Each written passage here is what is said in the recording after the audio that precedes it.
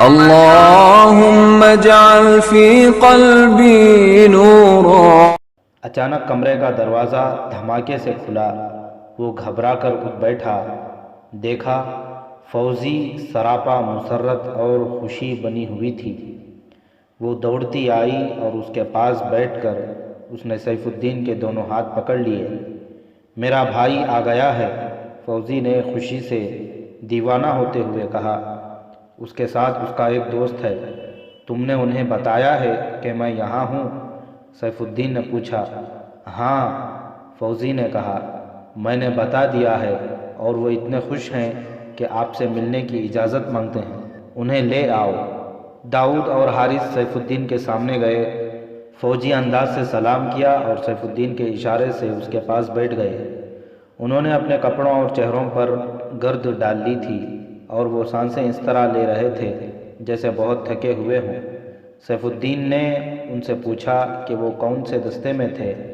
حارث چونکہ اس کی فوج کا سپاہی تھا اس لیے ان سوالوں کا جواب اسی نے دیا۔ داؤد کو تو کچھ بھی معلوم نہیں تھا۔ تم اتنے دن کہاں رہے؟ سیف الدین نے پوچھا۔ ہمیں بتاتے ہوئے شرم آتی ہے کہ ہماری فوج کس طرح پسپا ہوئی، داؤد نے کہا۔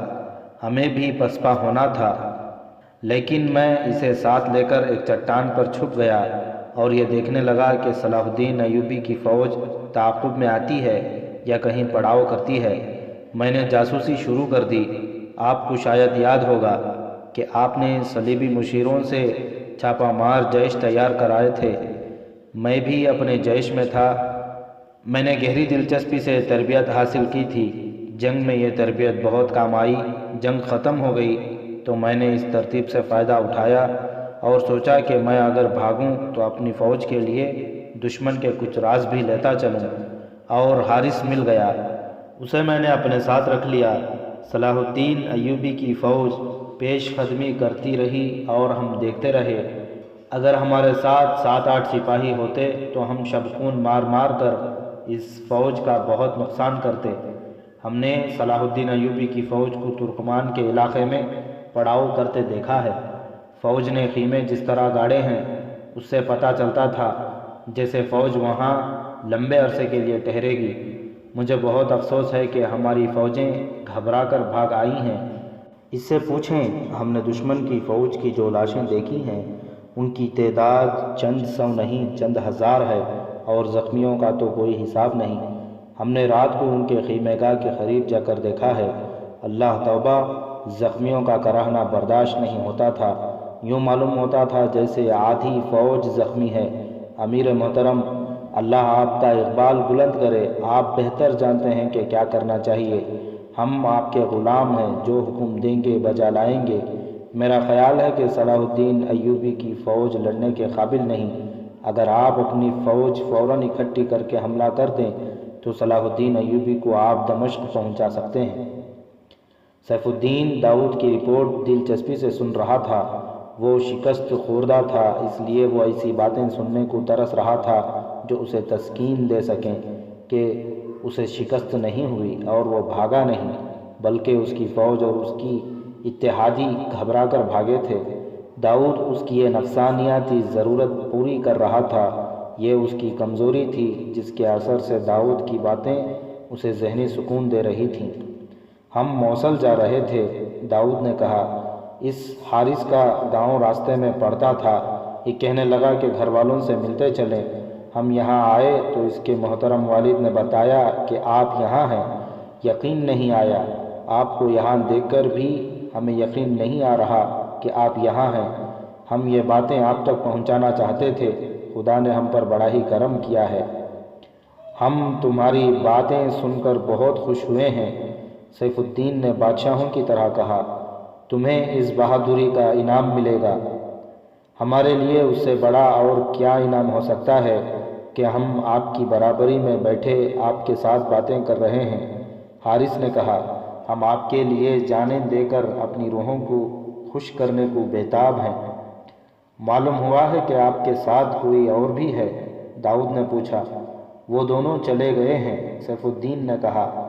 میں بھی چلا جاؤں گا۔ ہم پوچھنے کی جرات نہیں کر سکتے کہ آپ یہاں کیوں رکے ہوئے ہیں؟ حارث نے کہا، اور اب کہاں جا رہے ہیں؟ میں آپ سے بہت شرمسار ہوں کہ آپ کو میرے گھر والوں نے اس گندے سے کمرے میں رکھا ہے اور فرش پر بٹھا رکھا ہے۔ میری خواہش یہی تھی، سیف الدین نے کہا، میں یہیں چند دن گزارنا چاہتا تھا، تم کسی کو نہ بتانا کہ میں یہاں ہوں۔ آپ کہاں جا رہے ہیں؟ داؤد نے پوچھا۔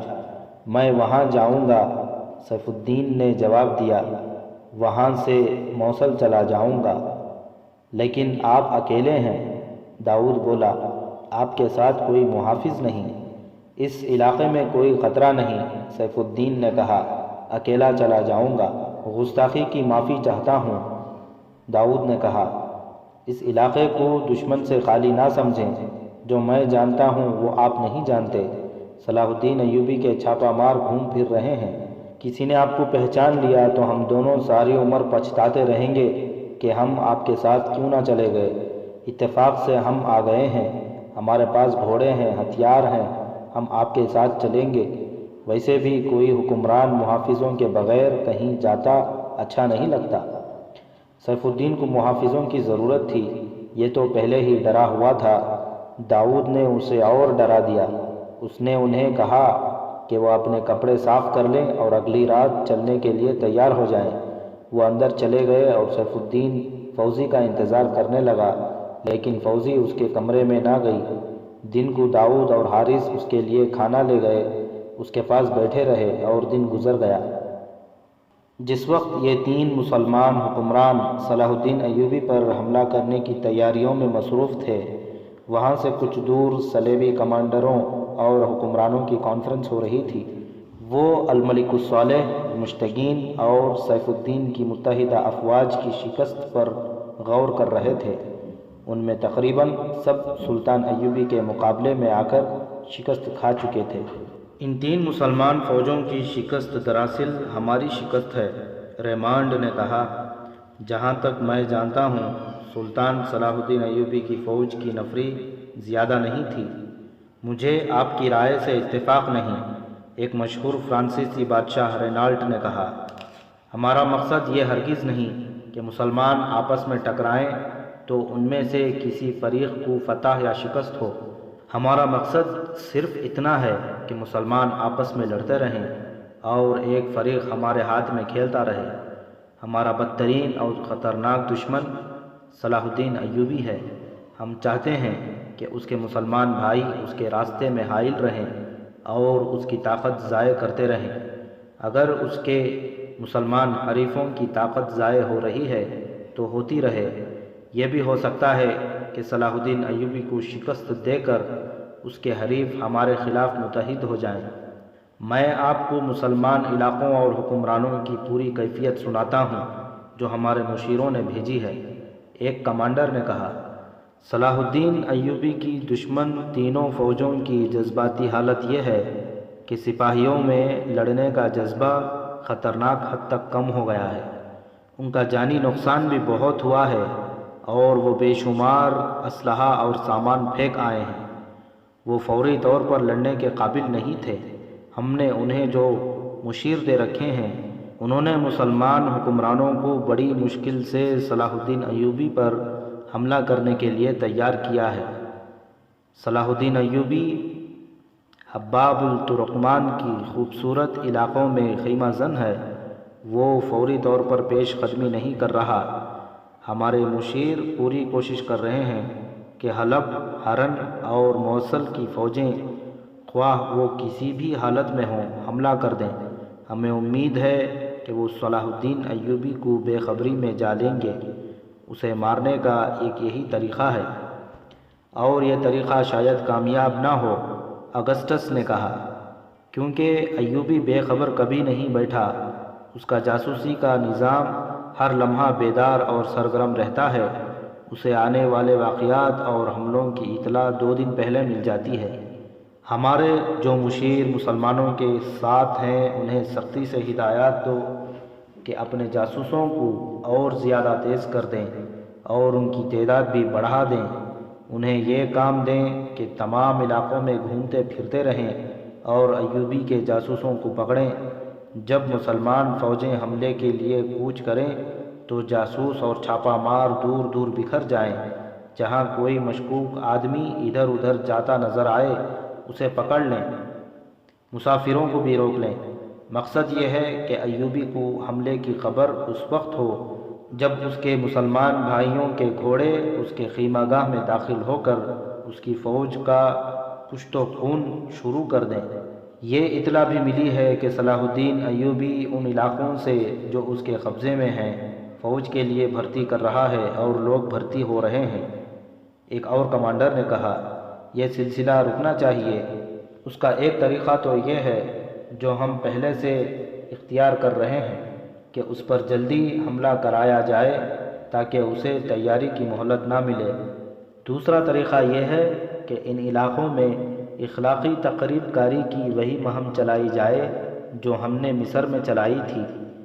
یہ صحیح ہے کہ ہمارے بہت سے آدمی اور کئی ایک کارآمد اور قیمتی لڑکیاں پکڑی گئیں اور ماری گئی ہیں، لیکن یہ قربانی تو دینی ہی پڑے گی۔ ہم بھی تو مرتے ہیں، صلیب کی خاطر ہمیں خود بھی مرنا ہے اور اپنی اولاد کو بھی مروانا ہے۔ مسلمانوں کے ذہنوں پر حملہ ضروری ہے۔ میں اعتراف کرتا ہوں کہ ہم صلاح الدین ایوبی کو اس خطے سے بے دخل نہیں کر سکے۔ اس نے مصر میں پاؤں جما لیے ہیں اور یہاں بھی آ گیا ہے۔ اس کی کامیابی کی ایک وجہ یہ ہے کہ وہ میدان جنگ کا استاد ہے، دوسری وجہ یہ کہ وہ انتظامیہ کا ماہر ہے، اور تیسری بنیادی وجہ یہ ہے کہ اس نے اپنے سپاہیوں میں قومیت اور مذہب کا جنون پیدا کر رکھا ہے۔ ہمارے خلاف لڑنے کو وہ مذہبی عقیدہ سمجھتے ہیں، اسی کا نتیجہ یہ ہے کہ اس کے چھاپا مار بھیڑیوں کی طرح ہمارے فوج پر شپون مارتے ہیں۔ اس جنون اور اس عقیدے کو تباہ کرنا ضروری ہے۔ ہم نے ہمیشہ انسان کی اس کمزوری سے فائدہ اٹھایا ہے جسے فرار اور لذت پرستی کہتے ہیں۔ شاہ اگسٹس نے کہا، جن مسلمانوں کے پاس دولت ہے وہ حکمران بننا چاہتے ہیں۔ ہم نے ان کی اسی کمزوری کو استعمال کیا ہے۔ ہمیں کوئی نیا طریقہ ایجاد کرنے کی ضرورت نہیں، البتہ ایک اور مہم شروع کرنی ہوگی۔ یہ ہے ایوبی کے خلاف نفرت کی مہم۔ اس کے خلاف انتہائی گھٹیا باتیں مشہور کرو، لیکن یہ کام تم نہیں کرو گے بلکہ مسلمانوں کی زبانیں استعمال کی جائیں گی۔ اپنے مخالفین اور دشمنوں کو بدنام کرنے کے لیے اپنے کردار اور اخلاق کی پرواہ نہیں کرنی چاہیے، اپنے مفاد کو سامنے رکھنا چاہیے۔ تمہارا دشمن حیثیت، رتبے اور شہرت کے لحاظ سے جس قدر بلند ہو اسے اتنے ہی گھٹیا اور پست الزام عائد کرو، 100 میں سے 5 آدمی تو تمہاری بات مان جائیں گے۔ اس دوران اپنی جنگی تیاریاں جاری رکھو۔ ایک کمانڈر نے کہا، ہمیں بہت وقت مل گیا ہے۔ آپ نے بہت کامیابی سے مسلمانوں میں حکومت پرستی کا مرض پیدا کر کے انہیں آپس میں ٹکرایا ہے۔ اگر ہم مسلمانوں میں اپنے دوست پیدا نہ کرتے تو آج صلاح الدین ایوبی فلسطین میں ہوتا۔ ہم نے اسی کی قوم اس کے راستے میں کھڑی کر دی ہے۔ میں حیران ہوں، ریمانڈ نے کہا، کہ یہی مسلمان سپاہی ایوبی کی فوج میں ہیں۔ وہ ہمارے 10 سپاہیوں پر بھاری ہوتے ہیں، مگر یہی مسلمان سپاہی ایوبی کے حریفوں کی فوج میں تھے اور ایسی بری شکست کھا گئے کہ بکھرے ہوئے بھاگے۔ یہ عقیدے اور نظریے کا کرشمہ ہے جسے مسلمان ایمان کہتے ہیں۔ رینالٹ نے کہا، جو سپاہی یا سالار اپنا ایمان نیلام کر دیتا ہے اس میں لڑنے کا جذبہ نہیں رہتا، اسے زندگی اور اجرت عزیز ہوتی ہے۔ اسی لیے ہم نے کردار کشی کو ضروری سمجھا ہے۔ ان لوگوں میں جنسیت اور نشے کی عادت پیدا کرو، پھر تمہیں سپاہی اور گھوڑے مروانے کی ضرورت نہیں پڑے گی۔ اس کانفرنس میں فیصلہ کیا گیا کہ حلب میں تینوں مسلمان فوجوں کو یکجا کر کے ایک کمان میں رکھا جائے، انہیں واجبی سی مدد دی جائے، انہیں ایک محاذ پر رکھا جائے، لیکن ان تینوں میں تفرقہ بھی پیدا کیا جائے۔ رات کا پہلا پہر گزر چکا تھا۔ حارث کے گاؤں پر نیند کا غلبہ تھا۔ اس کے گھر سے 3 گھوڑے نکلے، ایک پر سیف الدین سوار تھا، دوسرے پر حارث اور تیسرے پر داؤد۔ ان دونوں کے ہاتھوں میں برچھیاں تھیں جو انہوں نے فوجی انداز سے عمودی پکڑ رکھی تھیں۔ انہیں الوداع کہنے کے لیے حارث کا باپ، بہن اور بیوی دروازے کے باہر کھڑی تھی۔ حارث کے ہاتھ میں مشعل تھی۔ سیف الدین فوزی پر نظریں جمائے ہوئے تھا اور فوزی داؤد کو ٹکٹکے باندھے دیکھ رہی تھی۔ اس نے سیف الدین کی اور اپنے بھائی کی بھی موجودگی کو نظر انداز کر دیا تھا۔ خدا حافظ کی آوازیں سنائی دیں اور تینوں سوار چل پڑے۔ گھوڑے تاریکی میں روپوش ہو گئے۔ فوزی ان کے ٹاپ سنتی رہی۔ جوں جوں ٹاپو دھیمے ہوتے گئے، فوزی کے کانوں میں داؤد کی آواز بلند ہوتی گئی۔ راہ حق کے مسافروں کی شادیاں آسمانوں میں ہوا کرتی ہیں، ان کی باراتیں کہکشاں کے رستے جایا کرتی ہیں۔ وہ جب اندر جا کر سونے کے لیے لیٹی تو بھی اس کے گرد داؤد کے یہی الفاظ گونج رہے تھے۔ اچانک یہ سوال اس کے ذہن میں آیا، کیا میں داؤد کے ساتھ شادی کرنا چاہتی ہوں؟ وہ شرمسار سی ہو گئی۔ پھر اسے اپنے آپ پر غصہ آنے لگا۔ اسے داؤد کے یہ الفاظ یاد آئے، راستے میں خون کی ندی بھی ہے جس پر کوئی پل نہیں۔ اس کے ذہن میں خون موجیں مارنے لگا۔ شادی ایک بیکار سا خیال بن کر ذہن سے نکل گیا۔ سیف الدین اور اس کے محافظوں نے رات سفر میں گزار دی۔ صبح طلوع ہوئی تو سیف الدین آگے آگے جا رہا تھا۔ داؤد اور حارث اتنا پیچھے تھے کہ ان کی باتیں سیف الدین کے کانوں تک نہیں پہنچ سکتی تھیں۔ گھوڑوں کی قدموں کی بھی آوازیں تھیں۔ معلوم نہیں تم مجھے کیوں روک رہے ہو؟ حارث نے جھنجھلا کر داؤد سے پوچھا۔ یہاں ہم اسے قتل کر کے لاش کہیں دبا دیں تو کسی کو ہم پر قتل کا شک نہیں ہو سکتا۔ اسے زندہ رکھ کر ہم اس کی پوری فوج کو قتل کرا سکیں گے۔ داؤد نے کہا، یہ مر گیا تو اس کی فوج کی کمان کوئی اور لے لے گا۔ مجھے راز معلوم کرنا ہے، تم اپنے آپ کو قابو میں رکھو۔ دوپہر سے کچھ پہلے انہیں حلب کے مینار نظر آنے لگے۔ اس سے الگ ہٹ کر المبارک کا سبزہ زار تھا جہاں قدرتی چشمے تھے۔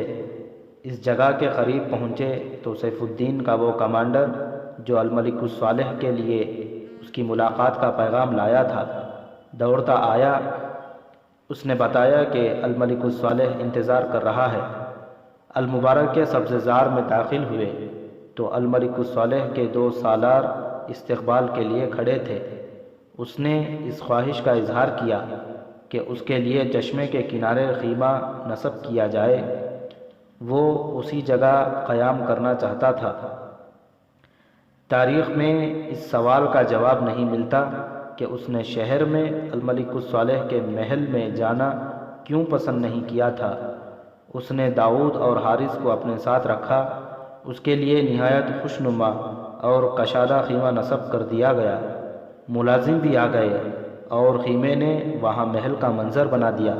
الملک الصالح نے اسے قلعے میں رات کے کھانے پر مدعو کیا اور وہیں ملاقات طے ہوئی۔ شام کو سیف الدین اور الملک الصالح کی ملاقات ہوئی۔ قاضی بہاؤالدین شداد نے اپنی یادداشتوں سلطان یوسف پر کیا افتاد پڑھی۔ سلطان ایوبی کا پورا نام یوسف صلاح الدین ایوبی تھا۔ میں اس ملاقات کو ان الفاظ میں بیان کیا ہے۔ آخرکار یہ طے پایا کہ الملک الصالح اور سیف الدین والی موصل کی ملاقات ہوگی۔ ملاقات قلعے میں ہوئی جہاں الملک الصالح نے سیف الدین کا استقبال کیا۔ سیف الدین نے کمسن شہزادے الملک الصالح کو گلے سے لگا لیا اور رو پڑا۔ ملاقات کے بعد سیف الدین اپنے خیمے میں چلا گیا۔ وہ چشمہ المبارک کے پاس تھا، وہاں اس نے بہت دن قیام کیا۔ 2 وقائع نگاروں نے جو کوائف قلم بند کیے تھے وہ اس طرح ہیں کہ سیف الدین نے الملک الصالح سے کہا کہ اس نے اس کے پیغام کا جواب نہیں دیا۔ الملک الصالح حیران ہوا۔ اس نے بتایا کہ اس نے دوسرے ہی دن تحریری جواب بھیج دیا تھا جس میں اس نے لکھا تھا کہ آپ فکر نہ کریں، صلح کا معاہدہ محض دھوکہ ہے جو وقت حاصل کرنے کے لیے سلطان ایوبی کو دیا گیا ہے۔ مجھے آپ کا کوئی پیغام نہیں ملا، سیف الدین نے کہا۔ میں تو اس پر پریشان تھا کہ آپ نے صلاح الدین ایوبی کے ساتھ صلح کا معاہدہ کر کے غلطی کی ہے اور ہمیں دھوکہ دیا ہے۔ الملک الصالح کے ساتھ اس کے 2 سالار بھی تھے۔ انہوں نے اسی وقت اس آدمی کو بلایا جسے پیغام دیا گیا تھا۔ اس نے بتایا کہ قاصد کون تھا۔ قاصد کو بلانے گئے تو معلوم ہوا کہ جس روز وہ پیغام لے کر گیا تھا اس روز کے بعد کسی کو نظر نہیں آیا۔ اس اطلاع پر بھاگ دوڑ شروع ہو گئی۔ قاصد کا کچھ پتہ نہ چلا۔ کسی کو یہ بھی معلوم نہ تھا کہ وہ کہاں کا رہنے والا ہے۔ وہ کہیں اکیلا رہتا تھا، وہاں اس کا سامان پڑا تھا، وہ خود نہیں تھا۔ یہ کسی کے وہم و گمان میں بھی نہیں تھا کہ اتنا اہم پیغام صلاح الدین ایوبی تک پہنچا دیا گیا ہے۔ یہ معاملہ الملک الصالح کے صلیبی مشیروں تک پہنچا تو انہوں نے یہ فیصلہ دیا، قاصد صلاح الدین ایوبی کا جاسوس تھا یا سیف الدین کی طرف جاتے ہوئے قاصد ایوبی کے جاسوسوں یا چھاپہ ماروں کے ہتھے چڑھ گیا، انہوں نے اسے قتل کر دیا ہوگا۔ اس کا نتیجہ یہ ہوگا کہ صلاح الدین ایوبی نے جنگی تیاریاں تیز کر دی ہوں گی۔ یہ بھی ہو سکتا ہے کہ وہ حملے میں پہل کر دے۔ اس کا علاج یہ ہے کہ تینوں فوجوں کو فوراً اکٹھا کیا جائے اور ایوبی پر حملہ کر دیا جائے۔ صلیبی یہی چاہتے تھے کہ مسلمانوں کے درمیان جنگ جاری رہے۔ ایک ہی دن میں موصل اور حرن پیغام بھیج دیے گئے کہ افواج جس حالت میں ہیں حلب پہنچیں۔ حرن کے امیر گمشتگین نے کچھ پس و پیش کی، لیکن سب کے درمیان بیٹھ کر وہ کھلی مخالفت نہ کر سکا۔ یہ فیصلہ بھی کیا گیا کہ تینوں افواج ایک ہائی کمانڈ کے تحت ہوں گی اور سپریم کمانڈ سیف الدین ہوگا۔ گمشتگین نے اپنی فوج شامل تو کر دی لیکن خود حلب میں رہنا پسند کیا۔ صاف ظاہر تھا کہ وہ سیف الدین کے ماتحت نہیں رہنا چاہتا۔ 2-3 دنوں میں تینوں فوجیں حلب میں جمع ہو گئی۔ صلیبیوں نے اسلحہ اور سامان بھیج دیا تھا۔ انہوں نے مزید سامان کا وعدہ کیا اور افواج کو کوچ کرا دیا۔ حملے کا پلان عجلت میں بنایا گیا تھا۔ کوچ کو پوشیدہ رکھنے کے لیے نقل و حرکت رات کو کی گئی، دن کو پڑاؤ کرنا تھا۔ اس کے علاوہ یہ انتظام بھی کیا گیا کہ چھاپہ ماروں کی خاصی تعداد کوچ کے راستے دائیں بائیں اس ہدایت کے ساتھ پھیلا دی گئی کہ کوئی مسافر بھی نظر آئے تو اسے پکڑ کر حلب بھیج دو تاکہ فوج کا کوچ خفیہ رہے۔ کوچ سے پہلے سیف الدین نے داؤد اور حارث کو بلایا، انہیں شاباش دی اور کہا کہ انہوں نے مشکل کے وقت اس کا ساتھ دیا ہے، جنگ کے بعد انہیں ترقی ملے گی اور انعام بھی۔ اس نے حارث سے کہا، تمہاری بہن کا میرے سر پر ایک فرض ہے، میں اس کے سامنے اس وقت جاؤں گا جب میں یہ فرض ادا کرنے کے قابل ہوں گا۔ حارث کو حیرت میں دیکھ کر اس نے کہا، فوزی نے کہا تھا کہ سلطان صلاح الدین ایوبی کی تلوار لے کر اس کے گھوڑے پر سوار ہو کر آؤ گے تو میں تمہارے ساتھ چلوں گی۔ حارث، میں اگر فاتح واپس آیا تو تمہاری بہن موصل کی ملکہ ہوگی۔ انشاءاللہ، حارث نے کہا، ہم آپ کو فاتح لائیں گے۔ کیا تینوں فوجیں اکٹھی کی جا رہی ہیں؟ ہاں، سیف الدین نے جواب دیا، اور میں تینوں کا سالار اعلیٰ ہوں۔ زندہ باد، داؤد نے کہا۔ اب بھاگنے کی باری صلاح الدین ایوبی کی ہے۔ داؤد اور حارث نے غلامانہ انداز سے جوشیلی باتیں کر کے اور فوزی کا نام بھی بار بار لے کر اس سے پلان کا خاکہ بھی معلوم کر لیا اور نقل و حرکت کا انداز بھی پوچھ لیا۔ تم دونوں اپنی فوج میں چلے جاؤ۔ سیف الدین نے کہا، میرا محافظ دستہ آ گیا ہے، میں تم دونوں کو ہمیشہ یاد رکھوں گا۔ تینوں فوجوں کا کوچ رات کو ہوا۔ داؤد اور حارث موصل کی ایک فوج کے جیش میں شامل ہو گئے تھے۔ حارث کو تو کئی سپاہی جانتے تھے کیونکہ وہ اسی فوج کا تھا۔ داؤد کے متعلق حارث نے بتایا کہ والی موصل کا بھیجا ہوا آدمی ہے۔ کوچ کی حالت میں کسی نے داؤد کے متعلق چھان بین نہ کی۔ رات کو تینوں فوجیں 3 کالموں میں چلتی رہیں۔ آدھی رات کے بعد علاقہ چٹانی آ گیا، جہاں کئی جگہوں پر کالم کی ترتیب گڑبڑ ہو گئی۔ داؤد نے حارث سے کہا، یہاں سے نکلو، موقع اچھا ہے۔ رات کے اندھیرے سے فائدہ اٹھاتے ہوئے دونوں نے گھوڑے آہستہ آہستہ ایک طرف کرنے شروع کر دیے اور فوج سے دور ہٹتے گئے۔ داؤد کی اسکیم یہ تھی کہ دور جا کر گھوڑے سرپٹ دوڑا دیں گے، دن کو تینوں افواج پڑاؤ کریں گی اور وہ دونوں ترکمان پہنچ جائیں گے اور صلاح الدین ایوبی کو حملے کی خبر دے دیں گے۔ اس طرح اسے حملے کی اطلاع ایک دن پہلے مل جائے گی اور وہ دشمن کے استقبال کا انتظام کرے گا۔ داؤد کو اپنی اسکیم کی کامیابی پر مکمل اعتماد تھا، مگر اسے یہ معلوم نہیں تھا کہ ارد گرد کے علاقے میں چھاپہ مار اور جاسوس پھیلا دیے گئے ہیں۔ وہ دونوں دور دائیں طرف نکل گئے۔ جب دیکھا کہ فوج سے بہت دور محفوظ فاصلے پر آ گئے ہیں تو انہوں نے ترکمان کا رخ کر لیا، لیکن گھوڑے دوڑائے نہیں، رفتار ذرا تیز سی کر دی۔ وہ گھوڑوں کو تھکانے سے بھی گریز کر رہے تھے، کیونکہ انہیں منزل تک رکے بغیر پہنچنا تھا۔ رات گزرتی جا رہی تھی، صبح کا اجالا نکھرنے لگا تو داؤد گھوڑے سے اترا اور ایک ٹیلے پر چڑھ گیا۔ اس طرف دیکھنے لگا جدھر افواج جا رہی تھی۔ اسے دور گرد کے سوا کچھ نظر نہ آیا۔ اسے اطمینان ہو گیا کہ وہ افواج سے بہت دور ہیں، مگر اس کی غلطی تھی، اسے کوئی دیکھ رہا تھا۔ نیچے آ کر گھوڑے پر سوار ہوا اور دونوں نے گھوڑوں کی رفتار تیز کر دی۔ یہ ٹیلوں اور ریتیلی چٹانوں کا علاقہ تھا۔ وہ دو ٹیلوں کے درمیان سے گزر رہے تھے۔ آگے موڑ تھا۔ وہ موڑ پر پہنچے تو آگے سے 4 گھوڑ سوار آ گئے۔ چاروں نے برچھیاں ان کی طرف کر دیں اور وہ رک گئے۔ گھوڑوں سے اترو، گھوڑ سوار نے رعب سے کہا۔ ہم مسافر ہیں، داؤد نے کہا۔ مسافر موصل کی فوج کی وردی میں نہیں ہوا کرتے، گھوڑ سوار نے کہا۔ مسافروں کے پاس یہ ہتھیار نہیں ہوا کرتے جو تم نے اٹھا رکھے ہیں۔ تم جو کوئی بھی ہو، تمہیں ہمارے ساتھ چلنا ہوگا، ہم تمہیں چھوڑ نہیں سکتے، گھوڑے موڑو۔ یہ حلب کے چھاپہ مار تھے جو مشکوک آدمیوں کو پکڑ کر حلب لے جانے کو تمام علاقے میں پھیلا دیے گئے تھے۔ چاروں سواروں نے ان دونوں کو گھیرے میں لے لیا۔ داؤد نے حارث سے آہستہ سے کہا، وقت آ گیا ہے بھائی۔ حارث نے اپنے گھوڑے کی لگام کو جھٹکا دیا۔ گھوڑے نے اگلی دونوں ٹانگیں اٹھا دیں۔ حارث نے ایڑ لگائی، گھوڑے نے جست لگائی۔ حارث نے سامنے والے گھڑ سوار کے سینے میں برچھی اتار دی، لیکن اس کے بائیں جو سوار تھا اس کی برچھی حارث کے کندھے پر اتر گئی۔ داؤد تجربہ کار چھاپہ مار تھا، اس نے گھوڑوں کو ایڑ لگا دی، وہیں سے گھمایا اور ایک اور سوار کو بے خبری میں لے لیا۔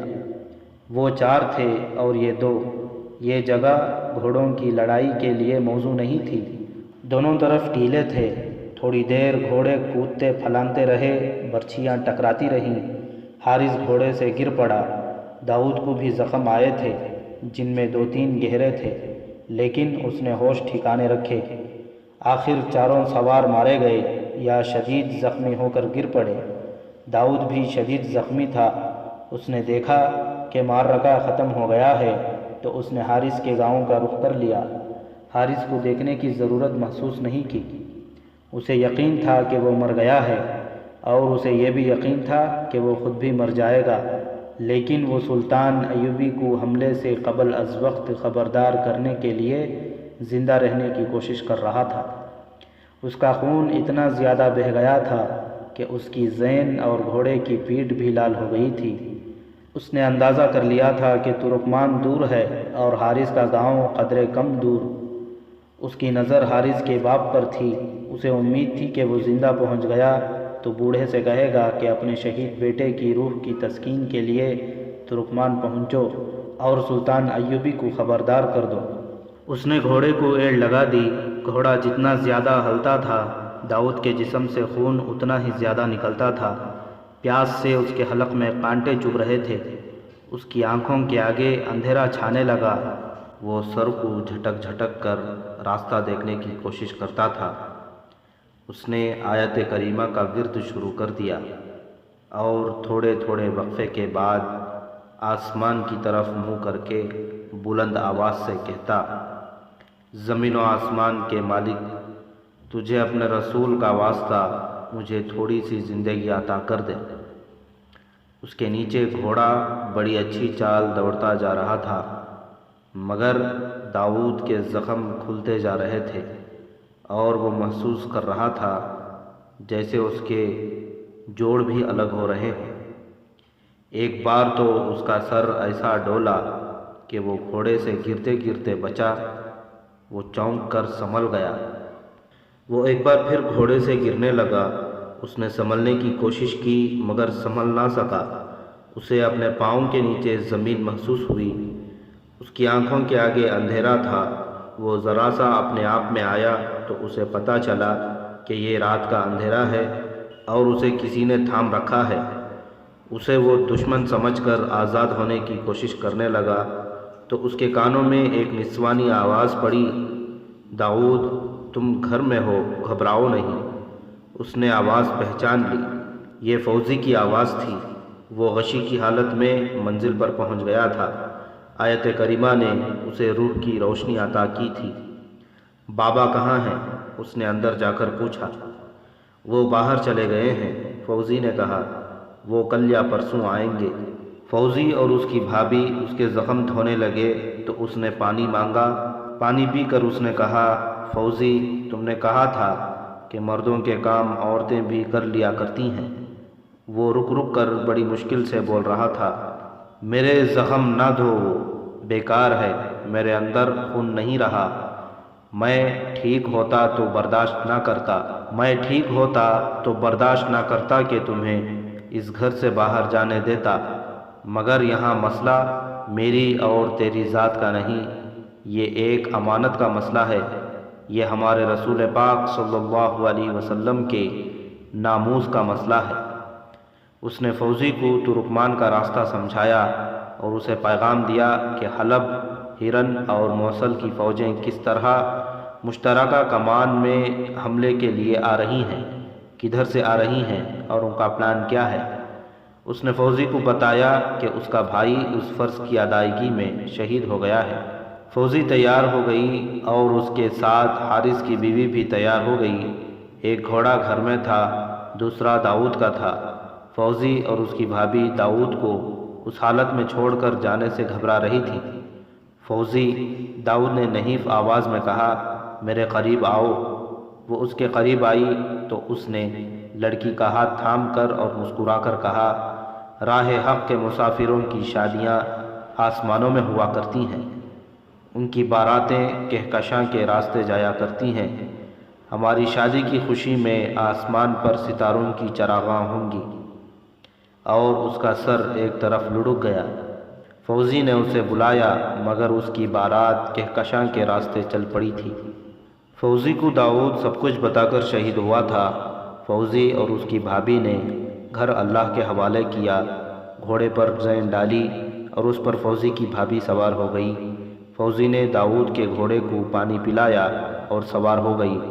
زین پر خون کی تہ جمی ہوئی تھی۔ دونوں گھوڑے گاؤں سے نکل گئے۔ دونوں لڑکیاں اللہ کے بھروسے پر جا رہی تھیں۔ اس راستے سے وہ واقف نہیں تھیں۔ داؤد نے فوزی کو ایک ستارہ سمجھا دیا تھا، وہ اس ستارے کی رہنمائی میں چلتی گئی۔ ادھر تینوں افواج دن بھر قیام کر کے رات کو چل پڑی تھیں۔ ترکمان زیادہ دور نہیں تھا۔ سلطان ایوبی ترکمان میں آنے والے طوفان سے بے خبر تھا۔ اس نے دیکھ بھال کا انتظام کر رکھا تھا، مگر اس کے دشمن نے بھی اب کے اچھے انتظامات کیے تھے۔ اس نے اپنے چھاپا ماروں کو بتا دیا تھا کہ ترکمان کے قریب انہیں سلطان ایوبی کے ایسے آدمی ملیں گے جو دیہاتی لباس میں یا خانہ بدوشوں کے بھیس میں ہوں گے اور وہ دیکھ بھال کر رہے ہوں گے۔ مورخ لکھتے ہیں کہ صلاح الدین ایوبی کا اس طوفان سے بچنا ممکن نظر نہیں آتا تھا۔ اس کا بے خبری میں دبوچے جانا یقینی تھا۔ اپنے سالاروں سے وہ کہہ رہا تھا، حلب، ہرن اور موصل والے اتنی جلدی حملہ کرنے کے قابل نہیں ہو سکتے، حالانکہ اسے سیف الدین کی طرف الملک الصالح کا بھیجا ہوا پیغام مل گیا تھا۔ فوزی اور اس کی بھابھی پر جیسے دیوانگی طاری تھی، انہیں یہ احساس ہی نہیں تھا کہ وہ مستورات ہیں اور ان کے راستے میں کیسے کیسے خطرے ہیں۔ رات انہوں نے گھوڑوں پر گزار دی۔ صبح کا نور پھیلنے لگا تو وہ ٹیلوں اور ریتیلی چٹانوں کے قریب سے گزر رہی تھی۔ فوزی نے ایک چٹان کے سہارے ایک آدمی کو بیٹھے دیکھا۔ اس کے کپڑے خون سے لال ہو گئے تھے، اس کا سر ڈھلک گیا تھا۔ فوزی نے اپنے بھابھی سے کہا کہ کوئی زخمی معلوم ہوتا ہے لیکن رکیں گے نہیں، معلوم نہیں کون ہے، انہیں اس کے قریب سے گزرنا تھا۔ وہ آدمی اٹھنے کی کوشش کر رہا تھا۔ گھوڑے قریب گئے تو فوزی نے چیخ کر کہا، حارث، اور وہ گھوڑے سے کود گئی۔ وہ حارث تھا، وہ شہید نہیں ہوا تھا، لیکن اس کا زندہ رہنا بھی معجزہ تھا۔ اس کے جسم پر برچھیوں کے بہت سے زخم تھے۔ لڑکیوں نے گھوڑوں کے ساتھ پانی کے چھوٹے چھوٹے مشکیزیں باندھ رکھے تھے۔ انہوں نے حارث کو پانی پلایا۔ اسے ذرا سا ہوش آیا تو اس نے پوچھا، میں گھر میں ہوں، داؤد کہاں ہے؟ فوزی نے اسے ساری بات بتا دی اور بتایا کہ وہ اس وقت کہاں ہے اور کدھر جا رہی ہیں۔ حارث نے کہا، مجھے گھوڑے پر ڈال دو اور ترکمان کی طرف گھوڑے دوڑا دو۔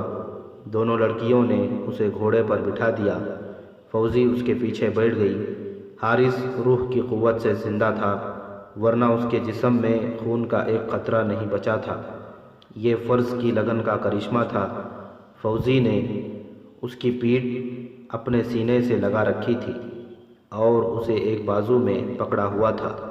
وہ سرگوشیوں میں فوزی کو راستہ بتا رہا تھا۔ سلطان ایوبی کی دشمن افواج سیف الدین کی کمان میں ترکمان کے قریب پہنچ رہی تھیں۔ ادھر فوزی، حارث اور حارث کی بیوی ایک محفوظ سمت سے ترکمان کی طرف جا رہی تھی۔ افق سے آسمان گہرا بادامی ہوتا جا رہا تھا اور یہ رنگ اوپر ہی اوپر اٹھتا جا رہا تھا۔ فوزی کی بھابھی نے افق کی طرف دیکھا تو اس نے گھبرا کر کہا اور چلا کر کہا، فوزی ادھر دیکھو۔ حارث نے سرگوشی کی، کیا ہے فوزی؟ آندھی، فوزی نے کہا، اور اس کے دل پر گھبراہٹ طاری ہو گئی۔ اس خطے کے لوگ ان آندھیوں سے واقف تھے۔ یہ علاقہ بے شک چٹانی تھا، لیکن کچھ حصے ریتیلے تھے اور ارد گرد ریگزار تھا۔ آندھی جب آتی تھی تو چٹانوں کو ریت میں دفن کرتی تھی۔ انسانوں اور جانوروں کے لیے یہ قیامت ہوتی تھی، لیکن یہ جو آندھی آ رہی تھی وہ اس حصے کی چند ایک بھیانک آندھیوں میں سے ایک تھی، اور اس آندھی نے تاریخی حیثیت حاصل کر لی۔ میجر جنرل ریٹائرڈ محمد اکبر خان رنگروڈ نے اپنی انگریزی کتاب گوریلا وارفیئر میں چند ایک یورپی مورخوں اور مسلمان وقائع نگاروں کے حوالے دے کر لکھا ہے، جس روز الملک الصالح کو مشتگین اور سیف الدین کی متحدہ فوج سلطان صلاح الدین ایوبی پر بے خبری میں حملہ کرنے کے لیے ترکمان کے قریب پہنچ گئی تو ایسی آندھی آئی کہ اپنی ناک سے ایک بالشت آگے کچھ نظر نہیں آتا تھا۔ سلطان ایوبی کو معلوم نہیں تھا کہ اس آندھی میں اس پر ایک اور طوفان آ رہا ہے۔ تاریخ میں یہ بھی لکھا ہے کہ متحدہ افواج نے سلطان ایوبی پر حملہ کرنے میں تاریخ کر دی، جو سالار اعلیٰ کی لغزش تھی، لیکن راہ حق کے مسافروں کی مدد خدا کیا کرتا ہے۔ کہا جا سکتا ہے کہ خدا ذوالجلال نے دو مسلمان لڑکیوں کے جذبہ حریت کی لاج رکھ لی تھی۔ ایک بہن اپنے زخمی بھائی کو سینے سے لگائے مجاہدین اسلام کو کفر کی یلغار سے خبردار کرنے کو دوڑی جا رہی تھی۔ اسے کوئی غم نہ تھا کہ اس کا بھائی مر رہا ہے۔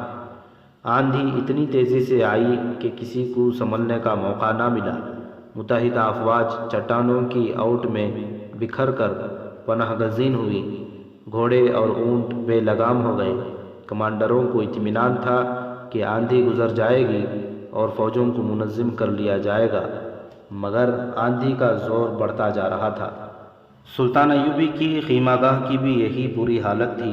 خیمے اڑ رہے تھے، بندھے ہوئے گھوڑوں اور اونٹوں نے قیامت بپا کر رکھی تھی۔ ریت کی بوچھاڑوں کے ساتھ کنکریاں اور ریزے جسموں میں داخل ہوتے محسوس ہوتے تھے۔ چیخیں ایسے جیسے بدروہیں اور چڑیلیں چیخ رہی ہوں۔ سورج ابھی غروب نہیں ہوا تھا، مگر پتہ چلتا تھا کہ سورج کو بھی آندھی اڑا لے گئی ہے۔ کمانڈر چلاتے پھر رہے تھے، سپاہی اڑتے خیموں کو سنبھالتے، گرتے اور اٹھتے تھے۔ 3-4 سپاہی ایک چٹان کی اوٹ میں دب کے بیٹھے تھے۔ ایک گھوڑا جو آہستہ آہستہ چل رہا تھا ان پر چڑھ گیا۔ سپاہیوں نے ادھر ادھر گرتے چلا چلا کر کہا، گھوڑا روکو بدبخت، کہیں اوٹ میں ہو جاؤ۔ گھوڑا رکا تو ایک سپاہی نے اپنے ساتھیوں سے کہا، کچھ اور نہ کہنا عورت ہے۔ ایک اور نے کہا یہ 2 عورتیں ہیں۔ وہ فوزی اور اس کی بھابھی تھیں۔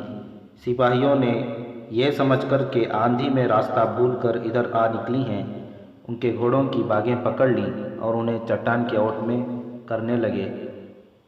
ہمیں سلطان تک پہنچاؤ، فوزی نے آندھیوں کی چیخوں میں چلا کر کہا۔ سلطان صلاح الدین ایوبی کہاں ہیں؟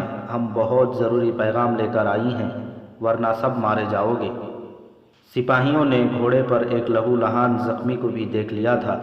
انہوں نے گھوڑوں کی باگیں پکڑیں اور بڑی ہی مشکل سے سلطان ایوبی کے خیمے تک پہنچے، مگر وہاں کوئی خیمہ نہیں تھا، خیمہ اڑ گیا تھا۔ ایک کمانڈر نے دیکھ لیا اور لڑکیوں کو سلطان ایوبی تک لے گیا۔ سلطان ایک عمودی چٹان کی اوٹ میں بیٹھا تھا، اس کی حفاظت کے لیے قناتین تان دی گئی تھیں۔ لڑکیوں کو دیکھ کر سلطان ایوبی تیزی سے اٹھا۔ سب سے پہلے حارث کو گھوڑے سے اتارا گیا، وہ ابھی زندہ تھا۔ لڑکیاں گھوڑوں سے اتریں اور تیزی سے بولتے ہوئے فوزی نے سلطان ایوبی کو بتایا کہ متحدہ فوج حملے کے لیے آ گئی ہیں۔ حارث نے سرگوشیوں میں ضروری باتیں بتائیں اور وہ بولتے بولتے ہمیشہ کے لیے خاموش ہو گیا۔ اس سے کچھ دیر بعد آندھی کا زور تھمنے لگا۔